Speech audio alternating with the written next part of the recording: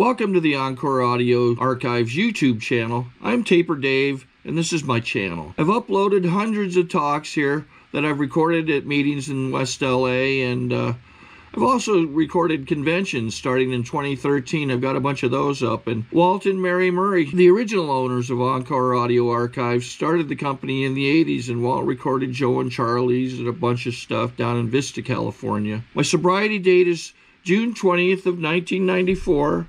I hope you find something you like, so please like and subscribe to my channel and comment down below. If you want to hear something that I don't have or that you don't see, I'll see that I get it. Anyways, take care and have a great day if you want to. Now let's have a warm welcome for our main speaker, Scott.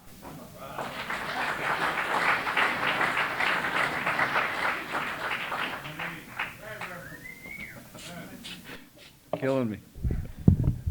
My name's Scott G, and I'm an alcoholic.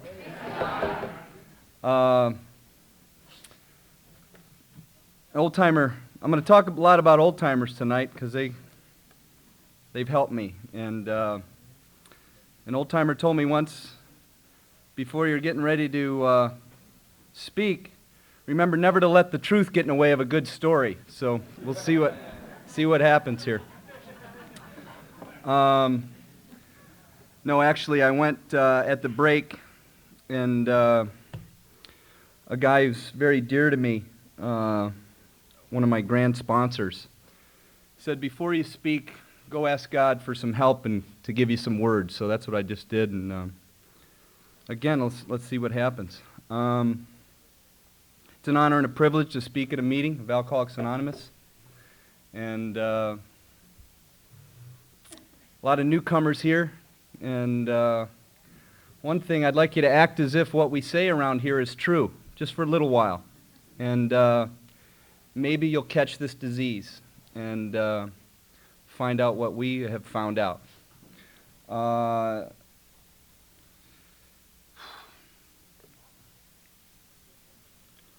can't handle my liquor, and ever since the time I was 14 years old. And the first time I drank, my dad painted myself and a couple other buddies up faces as Kiss. We went to a Halloween party. And I don't know, I was like Ace Frehley or something. And I drank 6 warm Millers that night.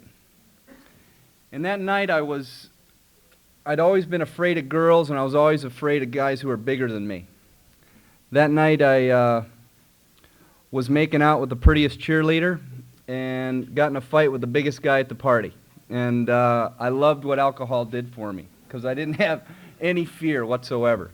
And so that's how it kind of went from then on. And I drank for 6 years and 10 months. And about a year before I started drinking, I told my dad that down in my basement that I'd never drink or use drugs because I saw some of my family and how they drank and what happened. And I didn't like how they got. Frightened me. And I said I'd never do it, and I meant it. But once I got that first feeling, that warm little glow in my belly, I loved it. Absolutely loved it. So less than a year later, I was drinking. And so it went, and I said to myself I'd never used any drugs, and blew that out of the window within the first year. And then it just kind of, you guys have told me this is a progressive disease, and it proved true. Just in that short period of 6 years and 10 months, things bad started happening, because I'd drink so much where I'd black out just about every time I drank. And woke up bloody, woke up in closets, woke up in snowbanks, came to in some weird places. And later on, I'd like to combine amphetamines with 151 because I wanted to get there and get there right now in a hurry. And I started getting arrested, got arrested for drunk driving.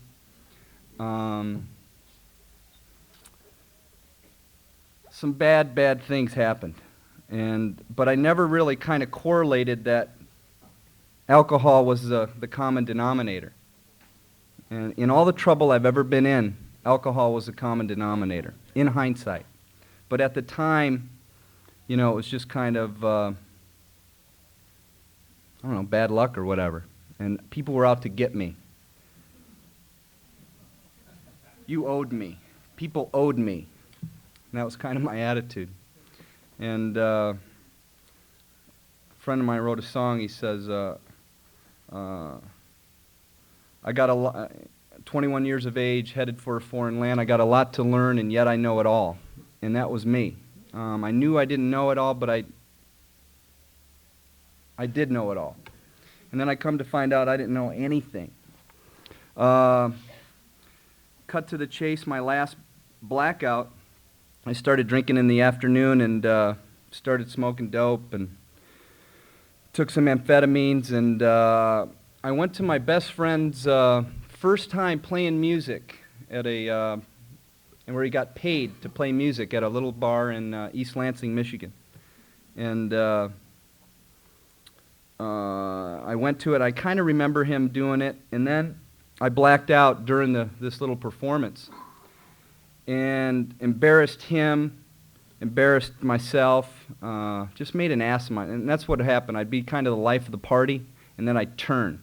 There's that Jekyll and Hyde example in the book, and things started coming out of my mouth. And I started getting in, you know, I'd get the crap kicked out of me. But even guys would be bigger than me just wailing on me. I wouldn't let them know that they could beat me. I'd be laughing while I'm bleeding. You can't beat me. You can't get me. And that was my attitude. And nobody could hurt me. And in hindsight, nobody could hurt me like I was hurting myself on the inside. So anyways, my friend was walking me home and kind of berating me a little bit, you know, and I don't remember any of it.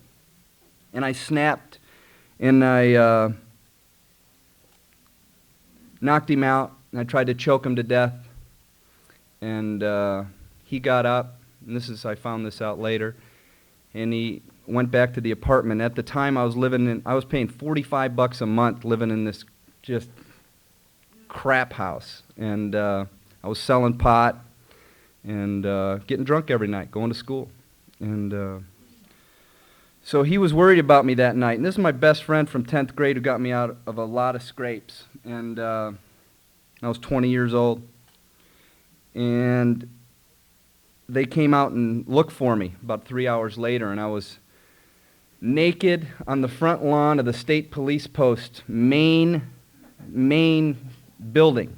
And cruisers are going in and out all the time, and they didn't see me for some reason. And so my friends got me and put my clothes on, and there was some sort of primal thing going on. I don't know what. I had to get naked, and so they walked me home and put me to bed. And I came to the next morning, and I don't know if anybody has ever had a blackout in here, but you know, it's when you come to and you don't remember what you did the night before from the consumption of alcohol. And I just thought that was normal. That just goes with the territory. But I found out that's kind of abnormal. And so I came to, and you know, I automatically thought that nothing bad happened. And he was looking at me kind of funny. And his throat had bruises on it, and he had a black eye. And, you know, what the hell happened to you, you know? And then he proceeded to tell me. And I wanted to check out. I felt so bad. And I loved this guy. And he was my best friend. And I tried to kill him the night before. He represented a lot of things that I wasn't, that I knew in my heart I wasn't. He went to class, you know. He had a steady girlfriend. He had like a 4-point grade average. I mean, it was, you know, he was on it. And I certainly wasn't going to class, and I think I had about a 1.76 at that time. So that wasn't too good. And so anyways, he proceeded to tell me what I did, and then I wanted to die. I wanted to check out because I felt so bad. And from that moment, And cut back to a year, I'd been arrested for drunk driving. Less than a year after that, I got a ticket for careless driving because 3 in the morning I'm driving home in a blackout and I had a $100 Maverick, 4-door Maverick. I'm kind of one-eyeing at home, and there was a couple changing their tire on the side of the road at 3 in the morning. And in Michigan, the freeways are kind of cut out of the ground, so there's grass embankments that go up each side. And they saw these 2 headlights coming down the shoulder right at them. And they ran up the embankment and watched me explode their car. And I got a careless out of that. Somehow the cops didn't know I was drunk. It was a weird thing, but I was in a blackout. And then, less than 5 months after that, I had this incident with Dan. And so I knew I was different. And so I went on an 80-mile bike ride that morning. And because I would get hammered, and then I'd just work out like a fiend, and then that would kind of alleviate my guilt or whatever. So on that bike ride, I kind of wanted to just kind of drift over into that front end of that Peterbilt doing 60 and checking out. And I was too much of a megalomaniac that, I wanted to have an open casket, so I didn't want to get smashed, So those are the thoughts. If you can identify, you might be in the right room. And you guys said I was insane when I got here, and I said, you're full of crap. I was not insane. But those were my thoughts. Before I'd go to a keg party when I knew I'd be blacking out, I had a problem with my bladder, so I'd wear brand new dark Levi's. And so when I pissed my pants, girls wouldn't know that I had a big pee ring here, or whatever.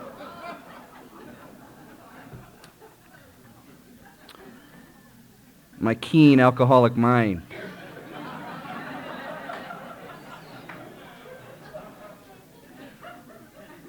I didn't kill myself that day, and my friend knew, he worked in the dorm system at Michigan State, and he heard a guy talk about alcoholism and identified himself as an alcoholic.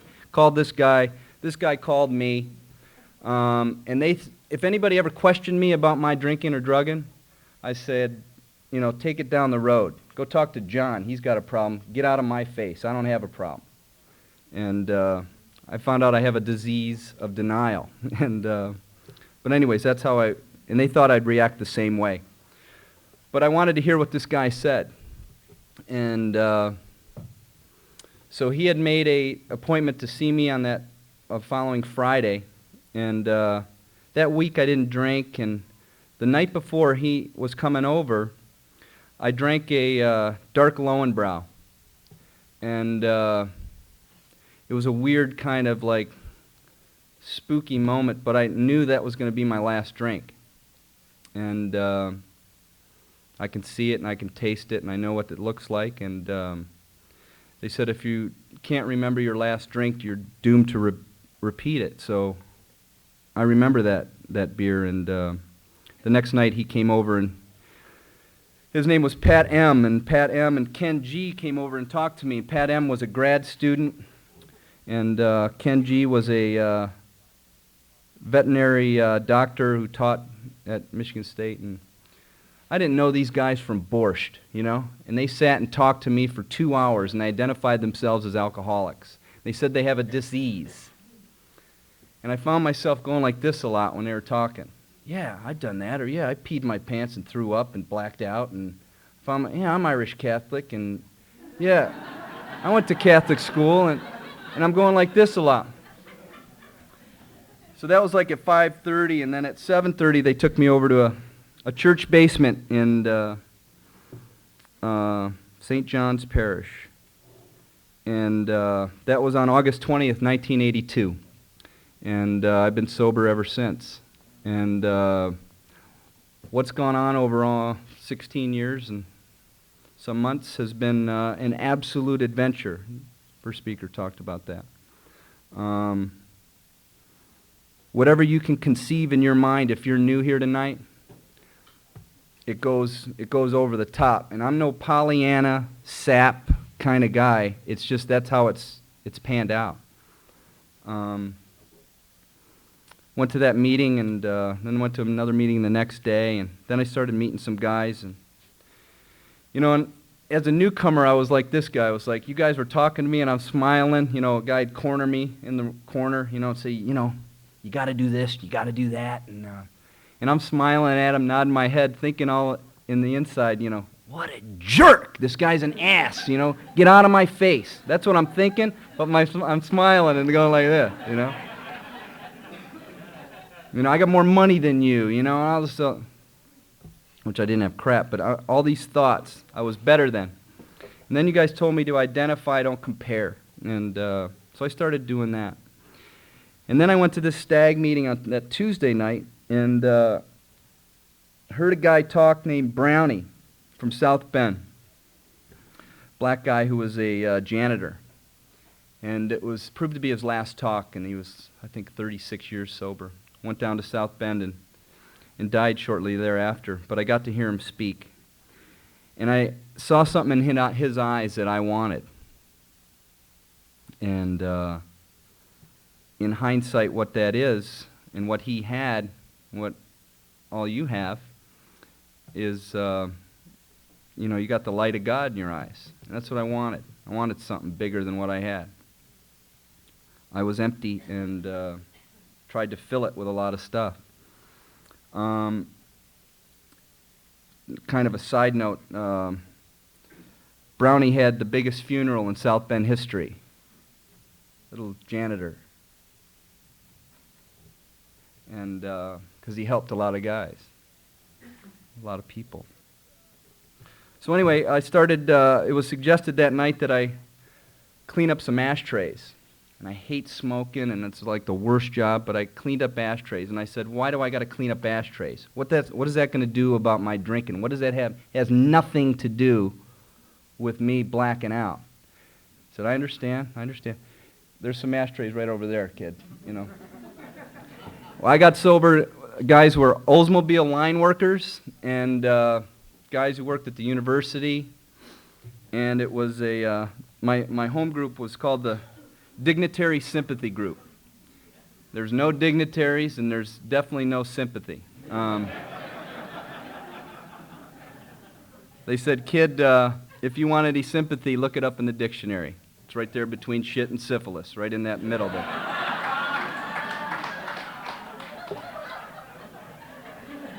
So, thank God I had some hardball guys in my life, and because they had my first birthday, because they were betting that I wasn't going to stay sober because I was questioning everybody and everything. Why do I got to do this? Why do I got to go here? Why do I got to talk to that person? Why do I got to get on the phone? Why? And they said, I understand, Scott, just make the call and get that ashtray. And I started doing that, and I had a vacuuming commitment, and I took pride in that. And those moments, I wasn't thinking about Scott Gorman. In those brief moments during a 24-hour increment, I wasn't thinking about myself for the first time in my life. And it had to start somewhere. When I first got here, I wanted to be the president of AA. I wanted to be the main circuit speaker. Chuck C. Hell with Chuck C. Scott G. That has not proved to be the case, I got to tell you. Jesus. So I started, it was suggested I start doing some steps, and brother, what's the first word in the first step? Wait. What's the third word in the first step? Wait. So, implication being not Scott, not me, not I, we. Two-letter word. Huge word. One, I didn't feel so goddamned alone anymore. I didn't feel like I was the only one who felt these things, who did these insane, blacked out, insane things. If I got caught for some of the things that I did, I would be in the penitentiary right now. I didn't get caught. I did some bad things on 151 and amphetamines. And you guys taught me that I could deal with that through the steps, and I have. Make restitution. You guys talked about admission, submission, confession, restitution. Big words for this guy. And those are part of the steps. The steps kind of represent. And so I went, God and I had a problem up from the time I was in 6th grade till I got sober. Broke my leg in 6th grade playing football, and I knew in my heart I was going to be the middle linebacker at University of Michigan. And God took that from me. I was pissed off at God. And the only time I called on God was in the 12 and 12. It talks about calling on God as if he were a Bush League pinch hitter. And when I was in the drunk tank, God, can you kind of help me out of this, you know? That's how I kind of used God until I got sober. And you know, God was the way of wimps. I don't need God. I don't need nobody. Just get out of my face. When in fact I need help. And so anyways, I went through the steps, and the guy sat me on a bridge and talked about insanity, and then he pointed out some things about, you know, when I told him about wearing the dark pants and peeing my pants, and he said, don't you think that might be a little insane? Insane? Well, yeah, maybe, you know, and I'm thinking cuckoo's nest stuff, but the behavior that I was doing was insane. And then they talked about a third step, and I kind of had a problem with that. And I stayed sober for, you know, that whole year and about 14 months. And it got time. I was afraid, not of the 4th step, I was afraid of the 5th step, looking a guy in the eyeball, telling him about my stuff. So I moved back from college. I went back to my folks' house, and I lived there in Detroit. And I said, I went to some meetings, and they were different than the meetings in East Lansing and stuff. So I ended up not going to meetings. My life consisted of working in a factory, dipping hood latches for Oldsmobiles in this nasty, unbelievably toxic crap, doing that for 10 hours, going to the gym, lifting my brains out, going home, watching ESPN, and eating a half-gallon of ice cream. I was living. About 15 months sober. Living. And you know, you guys, I understand. You guys need those meetings and all that kind of stuff. I understand that. And I got a program. So there was a rule in my parents' house that you couldn't read the sports page at the dinner table. And I loved to read the sports page when I ate. And they had already eaten. I'd come back from the gym. I'm tired. So I'm reading the sports page at the dinner table. And my dad's about 6 foot, you know, weighs a pound. He weighs 270. And Irish guy, gotten a few scrapes and some bars over the years. And a tough bastard. And he was in the kitchen. I'm in the dining room. And young brother here said, Dad, Scott's reading the paper at the dinner table. I don't think I've let go of that resentment, brother. So my dad looks into the dining room and says, "You're not reading the sports page at the dinner table." "Yes, I am, Dad, and what are you going to do about it?" Now I haven't had a drink now for 18 months or so. No drugs, nothing. No program. Dry as kindling.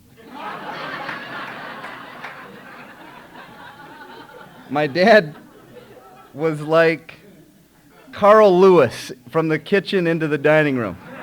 You never saw a 275-pound man move that quick. He was right here, and I'm sitting down.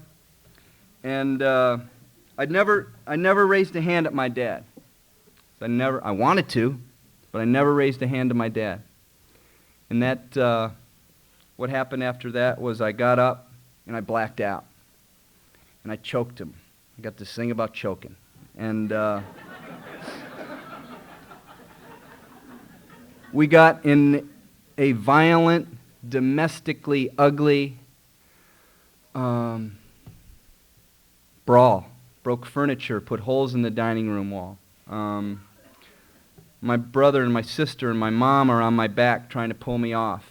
And it's without a drink, without a drug.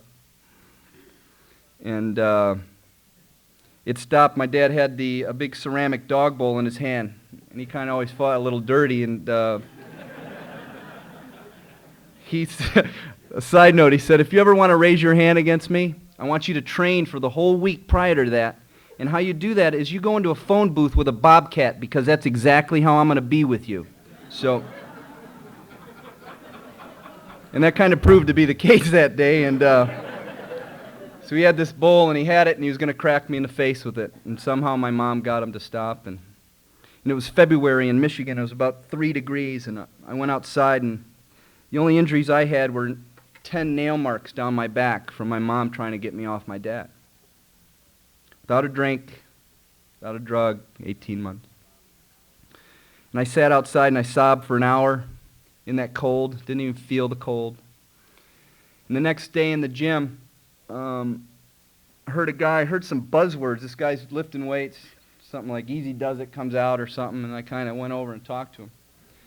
Went to a meeting with that guy. Strange how that guy appeared that next day. Because I went against every moral fiber in my being that day. I was never going to hit my dad. I was never going to raise a hand against my dad. And I did.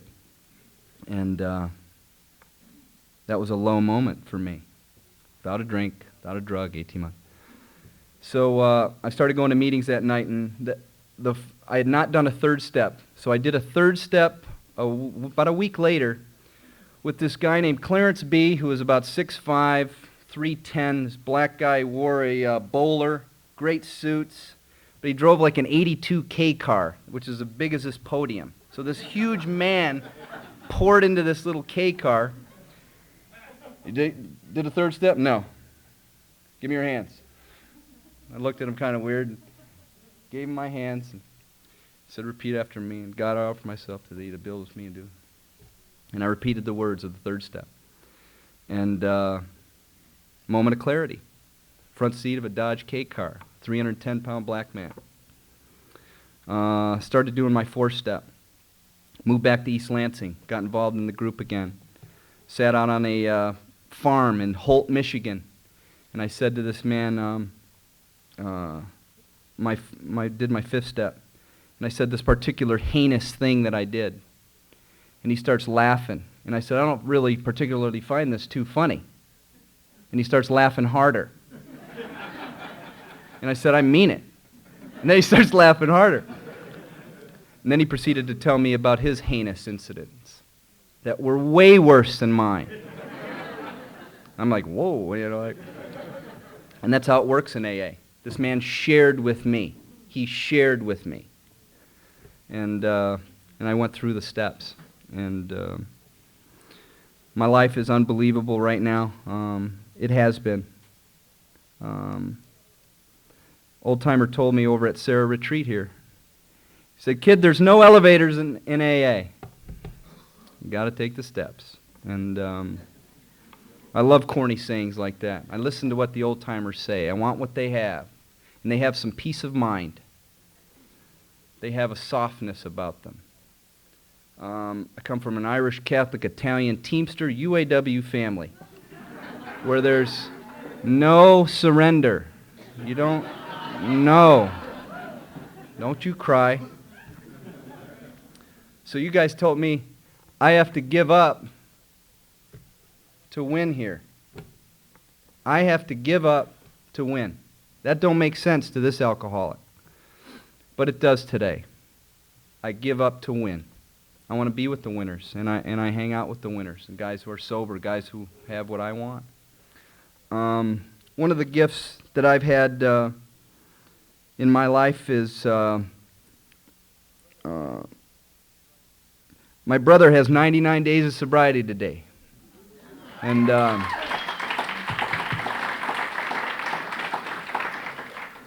and many times I wanted to make him have what I had. Make him have what I... Chuck C said you can't see till you can see, you can't hear till you can hear. And he's got 99 days. And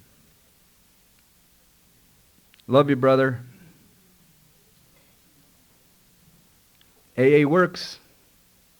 I swear to God it works. I swear to God it works. Thank you.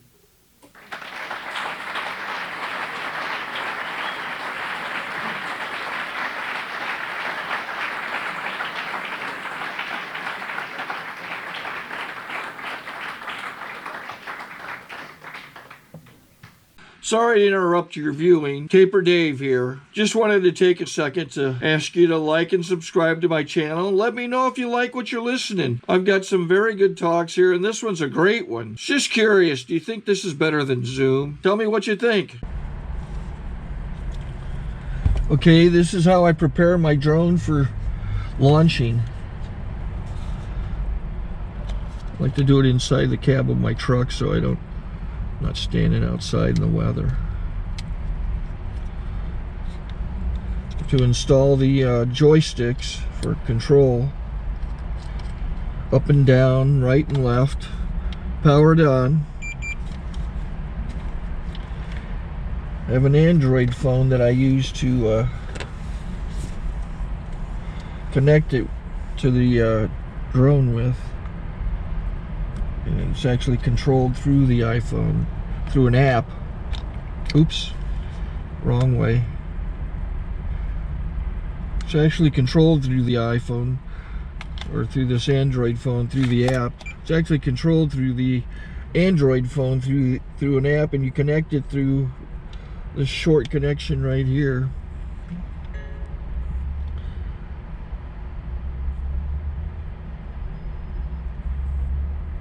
Remote control connected. Remote control is connected. So I pull out the drone. I have to extend the legs. Long legs extended first, then the short legs. Remove the gimbal protector. Set that aside, then power it on one short burst, then one long burst.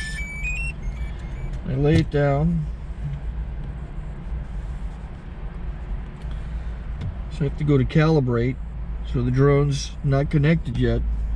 It shows you here as this drone gets disconnected, even though the remote's powered on. So the drone has to establish it's connected. So I go into the app to calibration mode. First I'll calibrate the remote controller. Start calibration. Out, in, oop, out, in, up, down, and then this little wheel is to control the gimbal. So it's calibrated. Go to gimbal calibration, start calibration, and then it calibrates the gimbal. I don't know if that shows up. The gimbal's moving all over the place. Changes, you can see it on the video. And I'm calibrated to take off. It's acquired 7 satellites at the moment. There are 26 satellites up in the sky, which it has to acquire before you can take off. So it's connected. It's got enough satellites. This is white. I can go to press this little arrow button, swipe right to take off, and it would start the motors if I slid this to the right. But I'll wait till I get outside. Don't want to do it inside.